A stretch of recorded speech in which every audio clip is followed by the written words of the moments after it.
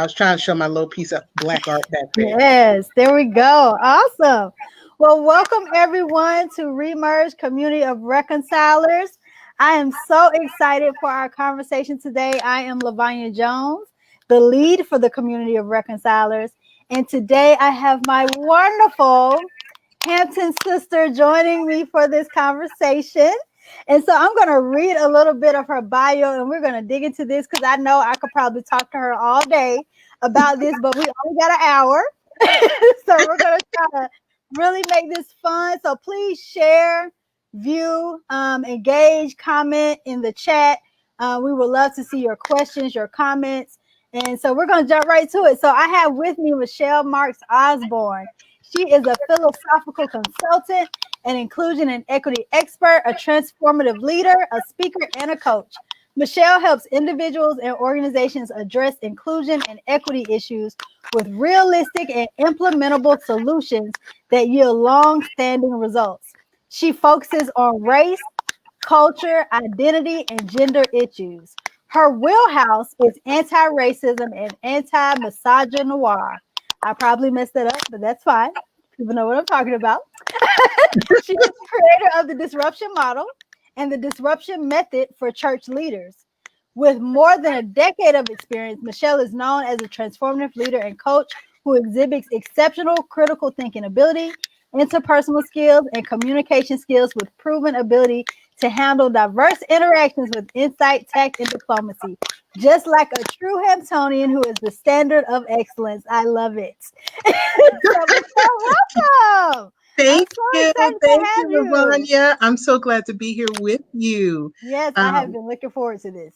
I have been too. This is amazing. I've been watching your work, and I'm really, really glad that we have finally linked up in this manner right now in this season.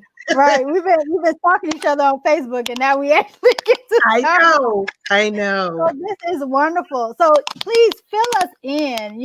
Bring us to your journey. How did you get into this work? I would love to hear the background in your story of how you got into this work in equity.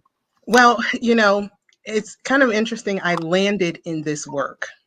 I didn't have to search for it. It found me. Mm-hmm. And I think that's part of being or seeking to be aligned with your purpose. Yes. More than 25 years ago, I started working in the inclusion, equity space, belonging space, dealing with gender equity in the Black church. Wow. And so confronting stereotypes and eisegesis of scripture, which is basically taking the scriptures and twisting it to say something it actually doesn't say. And then you build entire models, entire doctrines based on this misappropriation of scripture. Right. And so I started doing that in the Black church, saying women can do things like preach. Women can be leaders. Women can do these things. And it doesn't make us wanting to be men. It doesn't make us masculine. It makes us be who God called us to be, who God fashioned us to be, and whatever gifts he put in us, we should be free enough to use those gifts and those talents. And our gender should not be a barrier to doing what we were born to do. And so as I started doing that work, I started branching out and then seeing, wait a minute, not only do I need to do this anti-misogynoir work in church, but I also need to broaden this out because misogynoir is an extension of racism. Yes. So then it just became a matter of broadening the circle. And over time, I started to see that more people would listen to anti-racism talk than anti-misogynoir talk. Wow. But what I'm currently doing is really pushing the anti-misogynoir forum, because Malcolm X was right when he talks about how exposed we are, how harmed we are, how hated we are. And so it's time that we don't just have this anti-racism conversation, but we also deal with how society in general deals with Black women, and then also how Black men can be agents of misogynoir and deal with Black women. Yeah, absolutely. So I've been on this road. I spent a lot of time in higher ed, believe it or not. I spent a lot of time in corporations who are saying, we want to do this work, but they really have no clue. I'm going to say probably some very controversial things as we talk today. I love being controversial. That's perfect. But I think those things are necessary. Right. And so I'm going to be bringing up some names who people know. And it's not that, I don't think that they have their place. Right. But when you're doing anti-racism work, when you're doing anti-misogynoir work, the people need to be the people who are impacted, not from the group who is doing the impacting. Right. And creating the laws and creating the systems that allow racism to continue and to evolve and to morph, so that every time we think we've made some sort of advancement toward eradicating racism, then all of a sudden the system changes, or what it looks like changes, and so then we're knocked back. My goodness, you better preach. Already. I mean, but that, similar, that aligns to kind of my story and to get into this work. My passion has been economic justice, and going into impoverished neighborhoods, trying to do economic justice. I realized I could not do economic justice without doing racial justice. Right. They go hand in hand. Right. Right, because racial justice actually covers everything. Yes, it does. Every system that we find ourselves in, whether it's economic, whether it's housing, whether it's, financial, whether it's, and I split the two, because banking and loans is sometimes different from economic justice, which can include pay equity and things like that. And so whether it's prison reform, which is different from police reform, they're not the same. Criminal justice reform dealing with the courts is different from those two. So racial justice intersects all of that. Absolutely.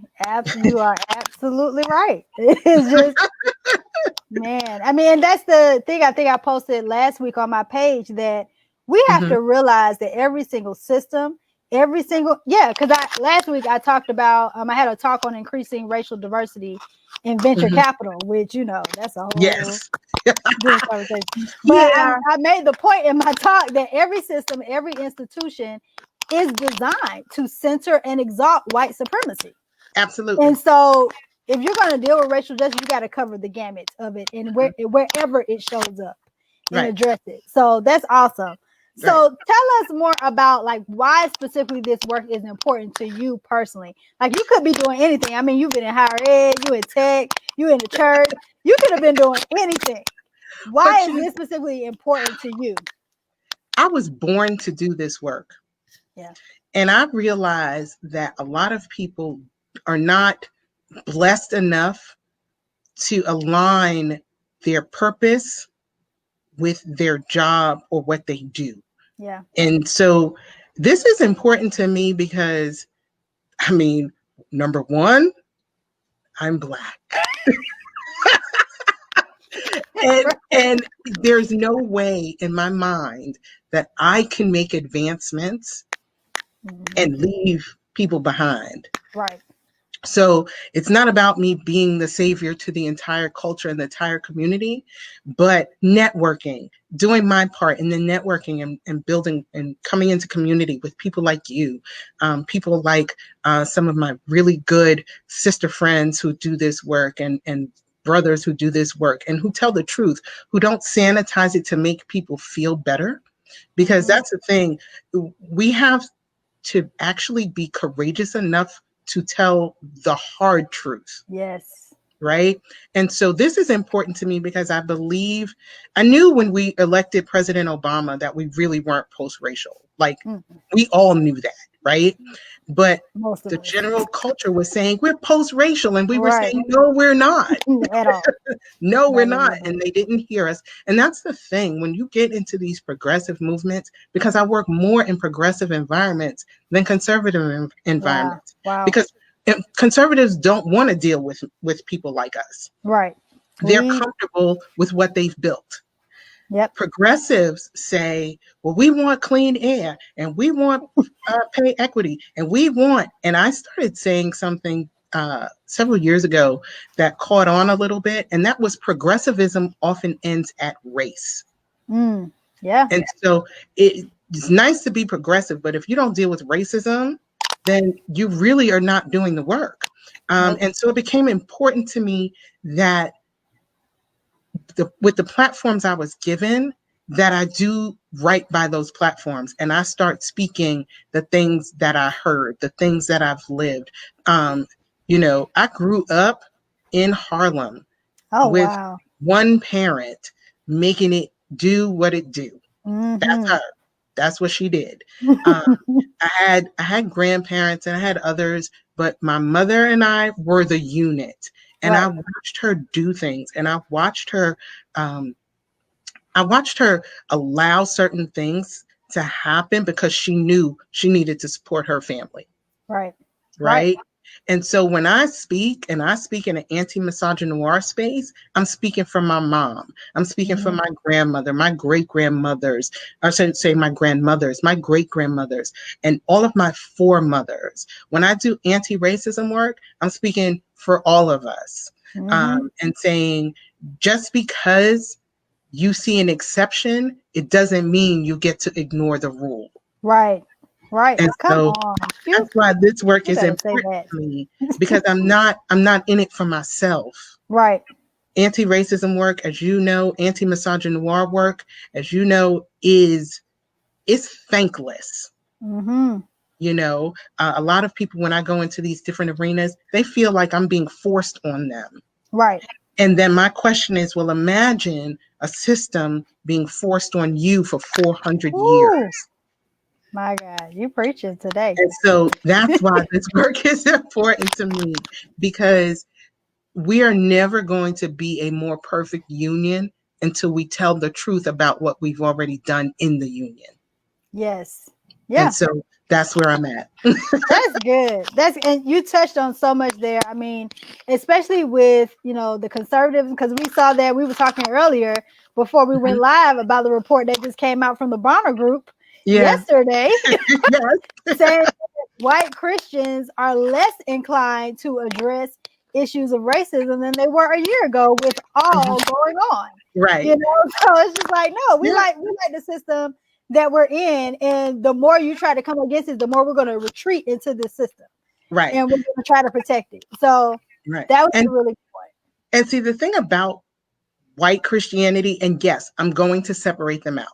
White Christianity, as it is in America, white American Christianity is rooted and steeped in racism. Yes. And so until you dig up the root, you will never see change. And so in my mind, they never really, really, really wanted to deal with it. Right. Because it would have required a deconstruction of their systems that I'm not sure that they're really, really ready to do.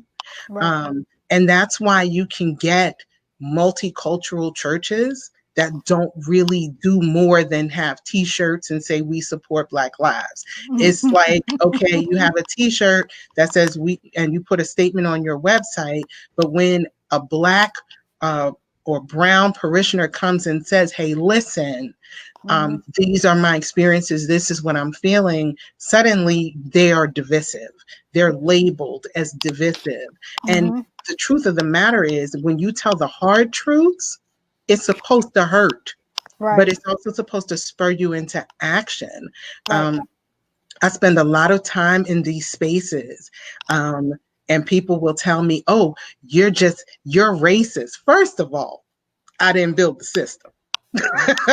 Second of all, I can't be racist because I don't have the power to exercise a system that would subjugate any other group based on their race or based on their race. So, and then they get mad, and then they start talking about how they grew up poor. And I was like, you grew up poor, but we grew up poor and getting lynched. Have a seat. And so when you really peel back the 13th Amendment, when you really start to peel back things, you start to see that even in even in emancipation, there was a caveat to still enslave us. Yes. And so when you start to peel back those layers, when you start to peel back the 19th Amendment and you start to really look at Susan B. Anthony and Elizabeth Cady Stanton, and you look at Ida B. Wells, and you look and you see that when they had these marches and Susan B. Anthony and Elizabeth Cady Stanton, because they needed money, and the people who would fund them were racist, so they were already on doing wild stuff like putting us at the back anyway. They used our faces and our bodies, but then left us on the side. Yep. And it continues to happen today. Yep. So when you really look at history critically, when you look at how they're like, well, Susan B. Anthony was a Quaker. I was like, but she's a Quaker who took racist money and then began to parrot racist things. So if you could sell your faith that easily, I have a lot of questions for you. Right? Because the Bible I read is very clear that you can't hate your brother and say you love God. Nope. Actually, the last part of that says you are a liar. So, we know what else the Bible says about liars too. So that's the unspoken abomination. We like to focus on one thing but not the other. And so you start to really peel back these things, and then you intersect that Christianity, and you look at the laws of, say, the Commonwealth of Virginia. Virginia is where it all started. Yep. When you look at the laws on the books, it didn't start with the slave codes. It started before that. You got to look at Bacon's Rebellion. You have to intersect history with religion and all of it and see. We didn't say we didn't want to go to church with them. They said they didn't want to go to church with us. Right. And they they codified that into the law. So that's why you can't really pull one side without looking at the other. And so that's why I'm so passionate about it. So, y'all, if you do not see why I love this woman, she's amazing. If you're just joining us, this is the Community of Reconcilers, and we are talking to Michelle Marks-Osborne. This is just wonderful. So you said so much in that I got to pull out. We got time. So the first thing, tell me where you want to go. You mentioned the disruption. And that's because, of course, like you said, you read my mind. When you get into this work, people are like, oh, you're being divisive. Oh, this, this is not the gospel. But to do this work, you have to be disruptive. If you're not being disruptive, you're not doing this work for real. And I liken it to the remodeling of a house. Because like you said, the systems have to be uprooted and torn down. There has to be another system. We see that in the Bible. It says, I've given you the power to root up, to pull down, then to build and to plant. Like, it's there. So, I liken it to a house. Like, when you remodeling a house, you got to tear that thing down. You got to break down some walls, and it looks really messy. It's really messy. And we have to be okay with the mess in order to get the beauty of what the Bible describes as reconciliation, what that really looks like. Like, we have to get comfortable with the mess, and we have to get comfortable being disruptive, or we're not really doing this work. So that was the first thing. The second thing was, I want you to say this again, because people don't really, we gloss over this, that people always ask, well, Black people can be racist. No. Reverse racism is a myth. Thank you. Racism denotes power. It denotes power. So please say what you said again about having that, while we can't be racist, because of the power aspect. Just repeat that again. So Black people, Native American people, can't be racist. And I'm going to start at the beginning. Native Americans were here. Someone else came onto their land and stole it. And then pushed them to specific areas of their land and said, here, this part is for you. Right. And then over history, we can look at the Sioux Lakota Nation in South Dakota, and how just a few weeks ago, those bikers that did that bike ride from Minnesota to South Dakota, they really thought in the middle of COVID that they were going to ride through Sioux land. And the Sioux said, absolutely not. You shall do no such thing. We dare you to cross this line. No, fam. Right? But racism says to you in your mind, I don't care what the Sioux Lakota said. This is our path that we've decided for our bike ride, and this is what we're going to do. And they thought, because of the power that is often wielded, that they could just override what the Sioux Nation said.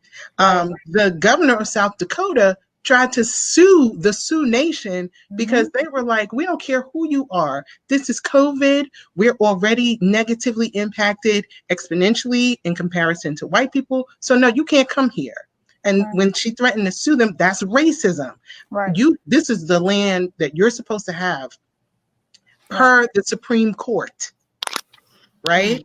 And we're going to tell you that we're going to do whatever regardless. That's racism in action. When you look at Black people can't be racist because we don't have the power to be racist. We don't have and it's power, not personal power.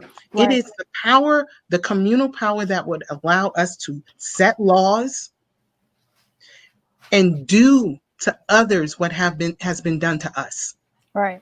We don't have that power. We're 13% of the population. We are exponentially overrepresented in the prison system.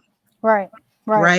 It just, our education is severely lacking in comparison. That's a whole nother thing. We're going to talk about that a little bit later with why the census is important. But we can't be racist. Can we be prejudiced? Absolutely. But we cannot be racist because we do not have the power to set systems in place that would allow us to exact what has been exacted upon us. We just don't have it. Yep, and that's what I said. But we can be prejudiced, but we cannot be racist because of that power aspect of it. That's so good. Okay, so you're just so full of knowledge. And I love it. I soak it all up. So, like, how did you get here with this level of because this wasn't your major in college. No, my major was English, and then I moved into philosophy. Yeah. So how did you amass all this knowledge? Because some people are like, it's just so much to learn. Where do I start? Like, where did you start in understanding this? What how did you learn all of these things? So I began appreciating my Blackness when I was about 5, thanks to my mother. She always wanted to inculcate into me this idea that being Black was wonderful, that being Black meant you could be brilliant. Being Black meant you could be anything you wanted to be, right? And so she started me with some comic books called Golden Legacy comic books. Wow. And Golden Legacy comic books are for little kids, but I was exposed to Harriet Tubman, Martin Luther King Jr., Alexander Dumas, because everybody thinks that The Three Musketeers was written by just some French dude. He was actually Black.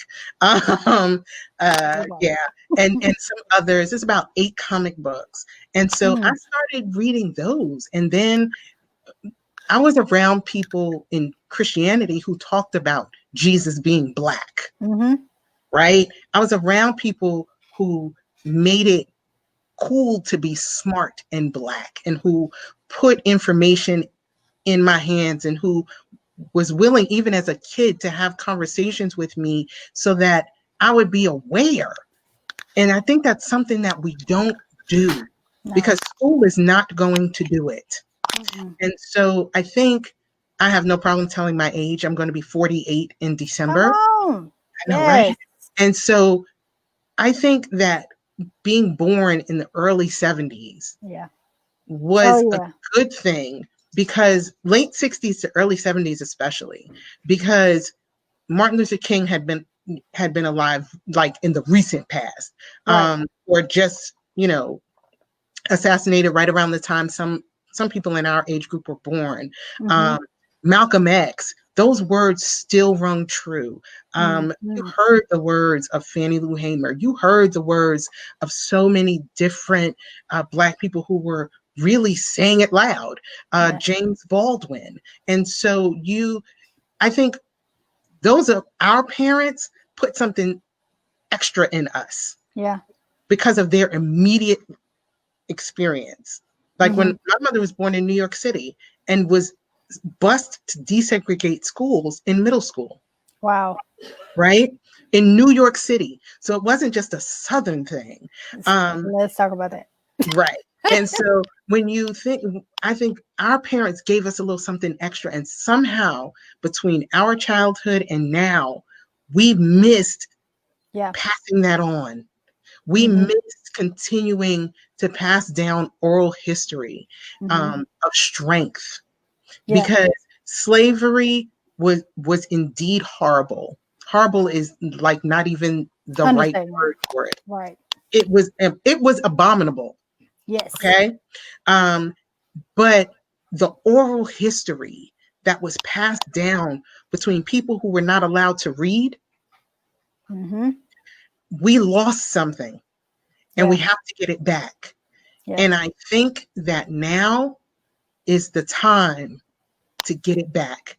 So if you have children or grandchildren and you're not sure where to start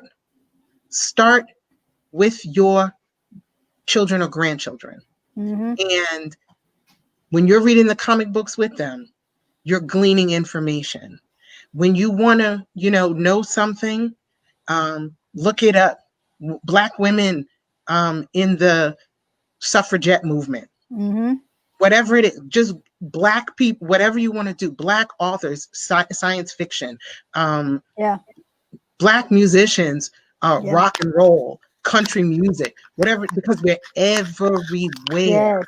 And so when you think about it like that, start there. There's no shame in not knowing. The shame is in not, once you know you don't know, sitting back and saying, well, I'm too old to learn. Because you're going to need that knowledge. You're going to need it. We all need to know that we can do anything. We can be anything. We've been everything. Right. Very true. We've done so much. Why is it people go to medical school and don't know who Daniel Hale Williams is? Right. Don't know who Charles Drew is. There's no reason. So we have to know. You can't know who Jane Elliott is and Robin DeAngelis. You can't know, or D'Angelo, excuse me. You can't know who these people are, but you are ignorant of doctors Kenneth and Mamie Clark. Right. You must know who they are. There's a direct line between the work that doctors Kenneth and Mamie Clark did with their doll experiment. Yes. That was part of the whole thing regarding Brown versus Board of Education. And when you look at the work that Jane Elliott does with her blue-eyed, brown-eyed experiment, it came from the doll experiment that was done by two Black people who were married to each other. We must know who these people are, because then we can look critically and say, why am I listening to you when I need to be listening to my ancestors, those who have now traversed over into the ancestors, but their words and their work still rings true. Yes. And then we build on it. We don't need to reinvent the wheel. We need to pull out that information, digest it, memorize it, and then move it forward. We can't look to anybody else to do it. Yeah, I mean, that's so good. And I had a similar path, like growing up in Atlanta in the 80s, you can't grow up in the city of Atlanta in the 80s without being just indoctrinated that it was your responsibility as a child to continue the work of Martin Luther King Jr. That we were ingrained with that. So the same thing, my very first Bible had Black people in it. There was a series of books that I had that introduced me to the Black kings and queens around 5 years old, that introduced me to the Black artists of the Harlem Renaissance movement. I learned about those things as a kid. And then growing up in the Atlanta University Center on Atlanta University's campus, and Morris Brown and Morehouse and Spelman, being around these educators. I mean, even my teacher, and like you said, they don't do this anymore in schools. My kindergarten teacher taught us African dance. She taught us African drumming. I learned Swahili in second grade. Like, that was a part of growing up in the city. I remember going to the griot and hearing the oral stories. And they don't do that anymore. Like, you know, I've worked in higher ed here in our HBCUs, and Joseph Lowry is a prime example. He has a street that the AUC is off of. His foundation offices are on the campus of Clark Atlanta University. And I had a student, I said, do you know, that was from Atlanta. This was the student came in from the state, from Atlanta. Do you know who Joseph Lowry is? No, I know he got a street. How are you from Atlanta and you don't know who this man is? Yes, yes. And that I will lay at our own feet. Yeah. Because we have a responsibility to continue to educate within our families, within our communities, as the generations grow. Yeah. And we are responsible for that, because we can't expect anyone else to do that for us. When you look at Jewish culture, they rehearse their culture from the cradle. And we have to take those types of things and do the same things. We need to rehearse from the cradle. When I was a kid, my favorite song by Stevie Wonder was the song when he was like, Matthew Henson, a black man. I can't remember the name of the song. But he recounts history all through that song. Yes. Because, like, how do we not know who Matthew Henson is? Right. How do we not know that if it wasn't for Lewis Latimer, there would be no light bulb, there would be no telephone? He had patents. Yes. How do we not know who Garrett Morgan is? We have stoplights and washing machines thanks to Garrett Morgan. Right. I mean, we have so much, and if we don't rehearse it, our children will never really see it in school except for 28 days in February. Mm-hmm. And even then, they don't get, you know, they get the same words, Martin Luther King, Malcolm X, you know, the same people, which is good. But there are others out here that they need to know about that are still a part of our history and a part of our ancestry. So, and being Black and being proud to be Black. Before we came on, I was telling you about how I went to a very elite preparatory high school in New York City. Actually, they go pre-K through 12. It's called Ethical Culture Schools, Ethical Culture Fieldston Schools. Yes, I will name them. If you Google them, you're going to find all kinds of stuff. And so when I went there for high school in 9th grade, I was blessed to get a full scholarship to this school. Wow. But that means that I had a really high average in middle school. Right? Because you can't be a B or A- student and do this. You have to be like consistently an A average, you know, A plus average student. Right? And so I ended up in this school, and in 9th grade, we studied the Industrial Revolution. And we had to choose an inventor. And I chose Garrett Morgan. And I failed my paper because my teacher didn't believe that a Black person had done what I said he did. And this school is the type of school that has its own library to this day. And the books that I used were in the school library. And I had to go borrow the books out. Some of them were referenced and you weren't supposed to take them out. I was like, I just need to take them over to see this particular teacher. And I'll bring it right back. And I had to show her that I wasn't lying. I didn't make a mistake. Wow. And that she still didn't give me the grade that I deserved, but that traumatized me. That was also the first place that I was called the N-word by a white person, because I had always been in schools that were predominantly Black. Right. So Black excellence wasn't abnormal to me, because I was always around Black people and brown people who were being told by their parents, you have to be excellent. So that led me to Hampton. Yes. Because at 17 years old, graduating from high school at 17 years old, I was tired. I was tired of fighting at 17. That's not what any of our children should have to do. No, they shouldn't, but I was the same way. They shouldn't have to do it. They shouldn't have to do it. They shouldn't have to do it. But at the same time, I was telling you before that was unheard of in this school. They said, "You're going where?" I said, "I'm going to Hampton." Because it's like you had to go declare where you were going to Hampton. And they said, "We don't do that here." I said, "But I'm doing this. I'm doing this." And it's amazing, because someone who was a year or so, maybe, I think they were a year behind me, maybe 2, came to me decades later.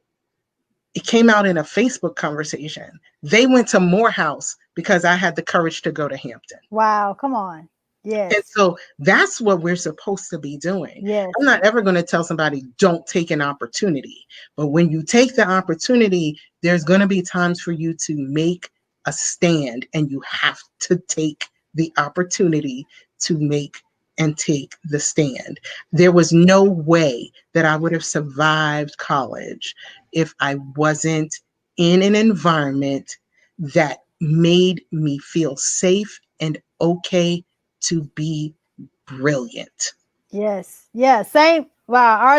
Our stories are so similar in some respects. I didn't go to a popular prep school, but you know, in middle school, as I was telling you before, I was used to being in predominantly Black schools where I was expected to be excellent, and I was expected to achieve, and I was expected, you know, to excel.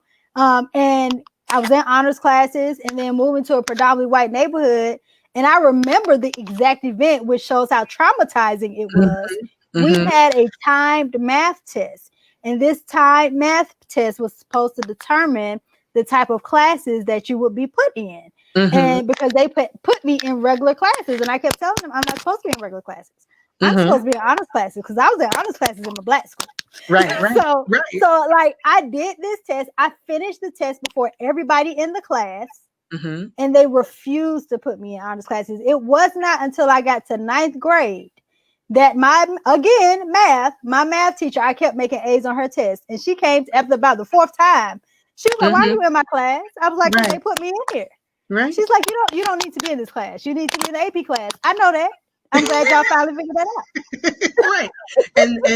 And that's why it becomes so important for us to address racism, address misogyny, address these things, but we still have to build internally as a community at the same time. We cannot expect people to laud our brilliance. Right. We can't expect it. They've already told us for how many hundreds of years they're not doing it. And so we have to become responsible enough to laud our own brilliance. And so when someone is a writer, we tell them, yes, you can be the next Lorraine Hansberry. Yes, you can be the next James Baldwin, Alexander Dumas. Yes, you can write your own version of Hamilton. Right? Yeah. You can be a doctor. You can follow in the footsteps of any of the doctors. There's a woman, I want to say her last name is Bath, who did, I believe she's the one who did LASIK surgery. You never hear her name. You never hear her name. But why is that? Because it feeds into the system that says, well, you know, they're lazy. You know, they don't want to learn. You know, all they do is goof off in school, and they're thugs and they're violent and they're this and they're that. Hold on. Right. If it wasn't for us in science and math and the arts, especially music, much of what we see wouldn't be. Right. That's okay. I mean, and that's what drove me to Hampton, because same things at 17, after all, I mean, in that, you know, yes, they finally put me in APA class, but there were constant hurdles to overcome, to prove like I'm just as smart as these other kids. I graduated top 5% of my class, but 17, I was tired. We're going to Hampton. Hampton was the only HBCU that had an entrepreneurship major. I was like, that's where we're going. So, I mean, it's an interesting thing, because when you go to these prep schools, they don't rank you because you're there. So it's expected that you're just amazing. Yeah. So they don't rank you. Wow. But it's those types of experiences. And I think right now in the climate that we're in, I think it's good that Black children are looking at HBCUs again. I think it's great that LeBron James's son is looking at an HBCU. I'm like, come on, partner, come on. Right. Yeah. Come on over to Hampton. Come on. Yeah. Right.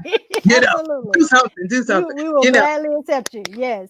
You know, I think it's great, and I think it's important, because we thought we didn't feel safe. Right. I know they don't feel safe. Yeah, I mean, even I'm sorry. Go ahead. No, I was going to say, and so we have to really push the idea of, yes, HBCUs. We have our struggles, right? but you will be safe here, and you will get a good education, and you will get a great network. Yeah, and you'll be expected to succeed, and that's the thing. Is like, going to a PWI, you have to prove that you can succeed. Whereas at HBCU, we expect you to succeed. Yes. So, that's the difference. And people, they look at me like, why you hype your students up? Because especially my Morehouse students, they are Black men in this climate. And most of the students at Morehouse are going to your top 100 companies, Forbes 100, where they're going to encounter a whole different hurdle of situations that is nothing like they experienced at Morehouse. So my students, I hype them up as much as I can whenever I can. Right. So when they leave, they be like, Miss Jones told me I was amazing. I was awesome. So I don't care what you think.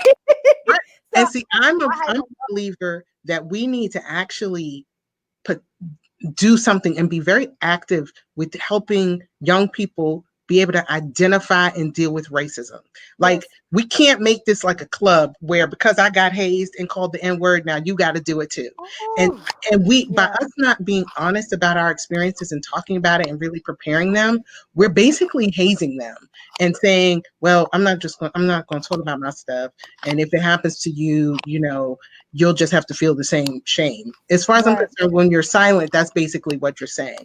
We have to prepare them, because this America 2020, I don't think I was expecting this America 2020. I know I wasn't. And I do this work. I was like, y'all coming out with semi-assault weapons and going into the subway and thinking you're just gonna, the world. And we already know that there's a disparity with how we're treated. That just really exposed it, because if it was you or I at our state capitals with our licensed guns, assault rifles and stuff, we would have been thrown on the ground and shot 40 times, and we wouldn't have made it out. We wouldn't have made it up the steps.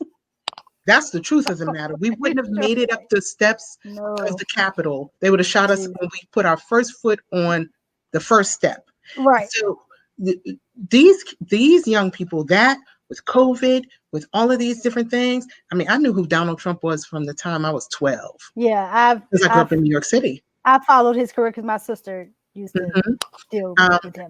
I was in New York City with the Central Park Five, the now exonerated Five. He's never ever been for us. He's not for anybody but himself. Now, that's what I ask Christians. Not for them either. Do you read your Bible, or do you skim through it and only read what they tell you to read and then understand it based on what they told you to how they told you to understand it? Because this man does not live by this. Right. And they get mad at me and they talk about, oh, you must be pro-choice. I'm pro-life. I said, no, you're pro-birth. If your plan is not from womb to tomb, then you are pro-birth. You are not pro-life. There you go. That's why the census is important, my good people. You want a reconciliation? The census. Yes. That's how your kids get money for school. That's how you get new school books. That's how your roads get fixed. That's how you keep your bus lines and your train lines from getting cut, because they need to see who lives where. And so if you used to have an express train and then all of a sudden all you have is a local, you can count that back to the last census, which was probably not responded to well in your community. Yep, because right now we only have, I think, the last numbers I checked, it was only 56% response rate in the city of Atlanta. And so the Urban League of Greater Atlanta here is really pushing, like, as soon as we got it, we like do the census, because that's how you get resources. Like, we have to do that census. So, okay. We got 15 minutes and there's two things I want to touch on. Wait, one thing about the census, and then we're going to do that. So the census is 2020census.gov. That's number one. Number two, census 2020census.gov. They're already going around knocking on doors. If you don't want them to knock on your door, please just fill out the census. Just go online. It takes 5 minutes. Literally 5 minutes. 5 minutes. And then the other thing I want to say about the census is, if you've ever noticed where prisons are, They're in rural communities without a large population. But when they do the census, if you have a family member who's in jail, they don't, or in prison, they don't allow you to count them. They count them in the prison, which gives the community that the prison is in more money. Wow. So please, I beseech you, fill out your census, because in order to get a balance of money, they need to know who's there. The way that they have done this census is purposefully done in a way to keep people from doing it. But I'm telling you, your children and your children's lives depend on you doing this. Yes. You not busting your tire on a pothole that you can't sue the city over and breaking your axle is dependent on your census. Sometimes you have to say it like that. Right. Now, what's your question? Yeah. So because we haven't touched on this, and this is a conversation people do not have. Okay, two things I want to touch on. The first thing is the misogynoir and how that fuels the system of white supremacy. Because I had a student who was from a rural city in Georgia, Black student. He was saying he had to talk to his grandfather because his grandfather and his friends were like, they can't, vote for a Black woman. A Black woman shouldn't be in the White House. And I'm just like, we really still thinking like that in 2020? Okay, so yeah, we need to talk about that. And then I want to end on, like, outside of, yes, we need to do the census, and what are some other action steps that people can take to really promote equity and promote a more equitable society. I'll put it like that. So let's talk about the misogynoir and end on some action steps people can take in addition to the census. So misogynoir, I have been the target of that. Every Black woman, whether she cops to it or not, has been the target of misogynoir. And so the impact of misogynoir the crazy thing about it is that any other group can execute misogynoir, even other Black people and people of color. Right. We see it come about in a lot of ways. Black women are often hypersexualized. Yes. That's why when our girls go missing, it's, is her boyfriend 25? Stuff like that. She could have just been snatched off the street. Right. It's why when white children go missing, it's on every news channel every day. Mm-hmm. Right? It takes 2 weeks, a month, sometimes for our stories to make it. If it does. Misogynoir, it attacks our intellect, it attacks our bodies, it attacks our souls. Mm-hmm. It attacks our spirits. Yeah. And when you tell a Black woman, well, you need to not lay down with so and so, I'm like, well, what about him? Yep. What about him? When we talk about misogynoir says you got to stay with your husband when he's beating you. Yes. Yep. No. Right. Misogynoir says that as a Black woman, because they boil it down to, well, you're mouthy. You're angry. It's very stereotypical. And so what people do is they take those stereotypes and those tropes, and then they turn them back on us. White girls are not mouthy. They're not bossy. Mm-hmm. Right? They're expressing themselves. Right? Mm-hmm. They tell us to go put on a dress and sit there and look cute. And disregard the fact that we really have something going on in our brains. Yes. They disregard us. And so the impact of misogynoir on our communities, it keeps us back. Mm-hmm. It keeps us back. You can't vote for Kamala because she's a woman? What? And I personally have stopped having those conversations. Right. Because I will be very honest. My first choice was Julian Castro. Mm-hmm. He had the platform that spoke mostly most vibrantly to me. Right. Because he talked about prison reform. He talked about things that the others were kind of skating over. And then my next choice was Elizabeth Warren. But they're gone. Right.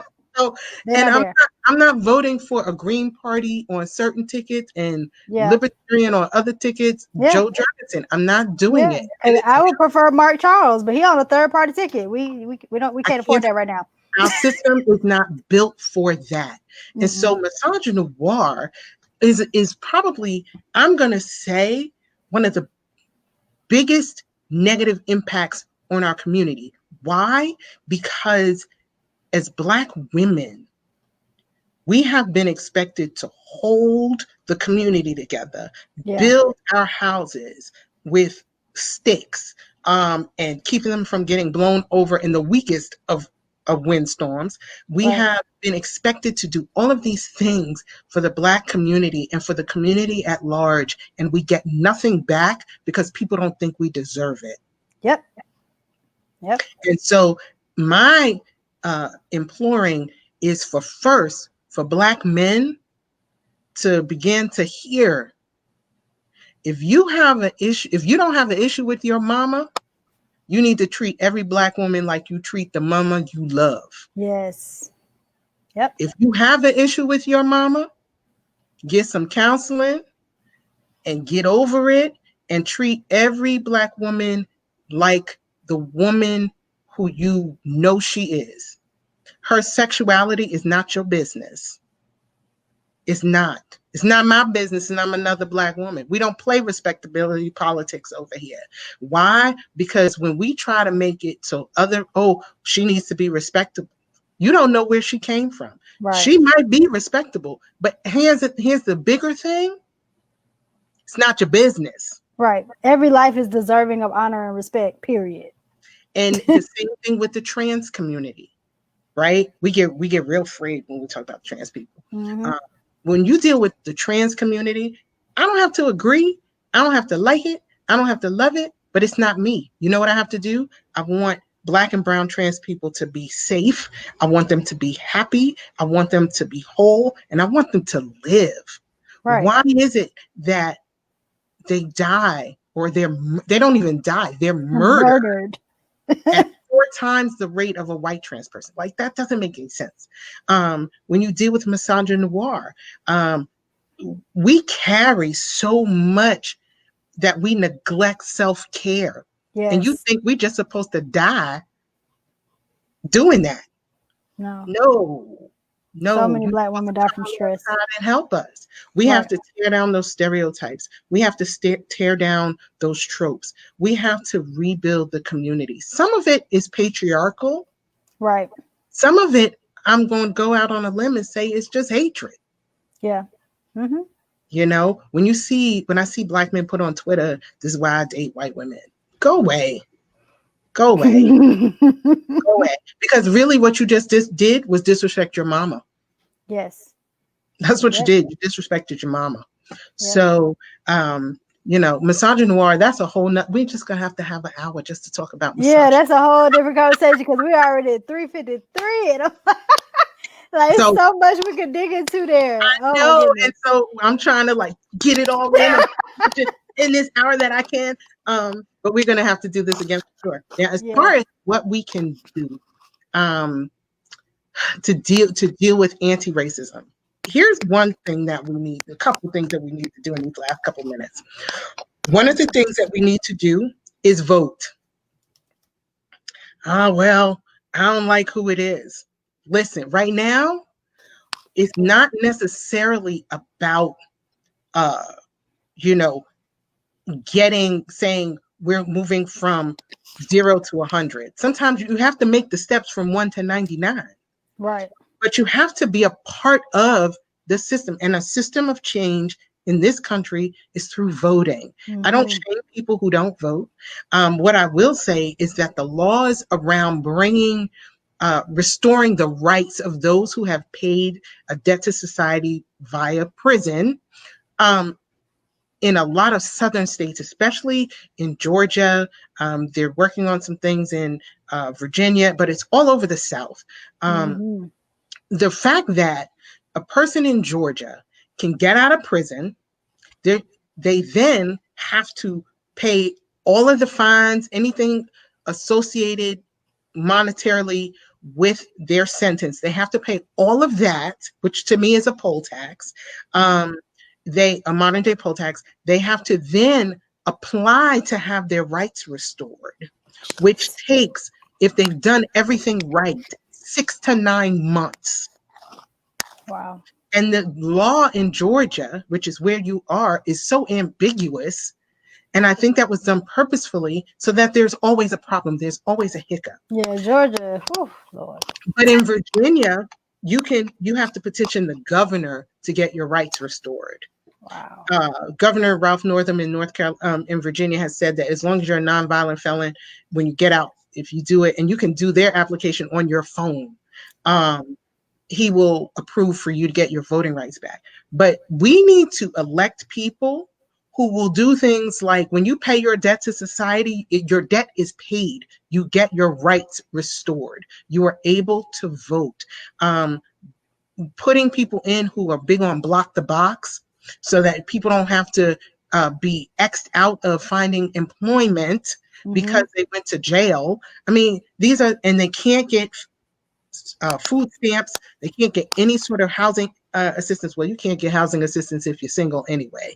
But all those kinds of things, we need to put people in place who are going to, on the state and local level, change the state and local laws. Yes. That means some of you listening to us need to ready yourself for running for office in 2023, 2024. It takes years. You can't wake up today and say, she said I should run for office. I'm going to run in 2021. No, you're not. It takes like 2 years to really, really prepare. Really get your house in order. Prepare to be vetted. Prepare to have your cousin Mookie, who, robbed 7 liquor stores, and be ready for all of that to be brought up. As a matter of fact, you have to create a plan so that you bring it up first.